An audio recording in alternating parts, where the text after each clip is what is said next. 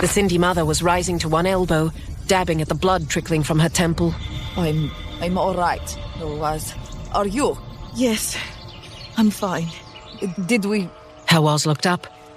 The field was littered with dead, but she could only see Cindy standing. Sigir was blinking at the carnage, shock plain across his pale face. Yes, I think we won. Leia Labelle clambered to her feet. Georgi, did any... It's all right, Mother. We got them all. Hawaz jumped to her feet, ran to Sigir. Are you all right? Did they hurt you? Sigir gazed distractedly over the field, taking in all the dead. I can't believe you killed them all. They didn't hurt you? No, child. I'm quite all right. She threw her arms around his waist. Oh, I'm so glad. I thought you were dead. I thought I'd never see you again. She felt his fingers stroke her hair. Georgi was helping Leia Labelle to her feet, touching her face with a tenderness that Hawaz had only seen among married people before. Get off, not the first knock on the head I've taken. I certainly hope you're well, villager. We lost good men here. Thank you. They didn't tie you. They didn't need to. I'm one old man in the company of young, trained warriors. They wouldn't have had any trouble running me down. We should get back. It won't take the Order long to start wondering why their scouts haven't returned. But first, we should clean up this mess. Honest, go back to the camp and fetch more help. We must bring our own dead back to send them on up the wheel and burn the enemies. And the machine, is it broken? Hawaz reluctantly let Sigir go and went to the machine. The metal around the engine canister was dented, but it seemed whole, and the seedstone bag was still drawn tightly shut. It doesn't look broken. Onis began signaling to the other knife dancers. We'll help you stand it up. There's no need. Hawaz began climbing inside. If it still works, it will move as I do.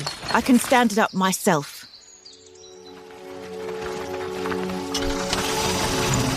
They limped back into the camp, carrying their dead with them. Samson sat on the steps to Leia Labelle's wagon, head in his hands. He stood when he saw Hawaz, but didn't go to her. You're all right.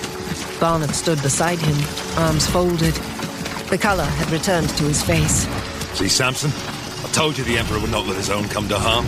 I knew she would rescue Sigir. You all right? The mayor looked dazed, nodding distractedly as the villagers crowded around him. The Cindy had stoked the great fire in the center of the camp, taken down the hooks and pots, and laid blackened wooden wheels alongside.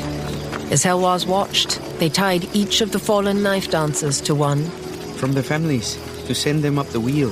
The other Cindy gaped at the sight of Hawaz in the machine, staring up at it in wonder. We lost 4. That was a steep price to pay. We got all the Order spies, Mother Tilly.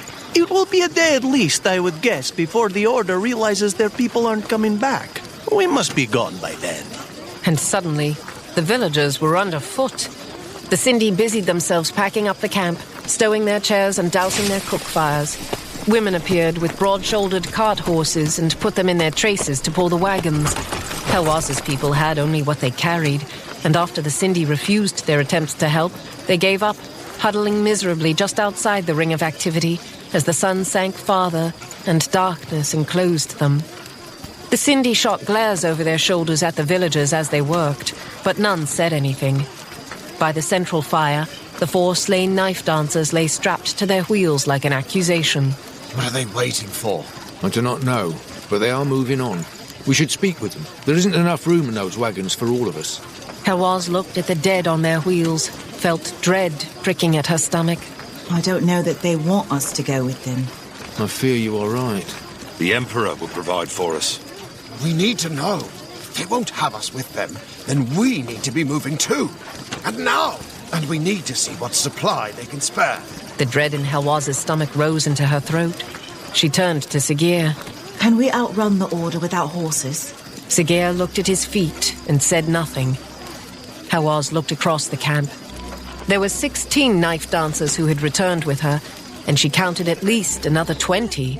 You have seen the knife dance now. All Cindy boys are raised to it. They shouldn't leave. They don't have to. What do you mean? We can't just stand here waiting. If they're going to turn us out, we need to know. The Order is coming.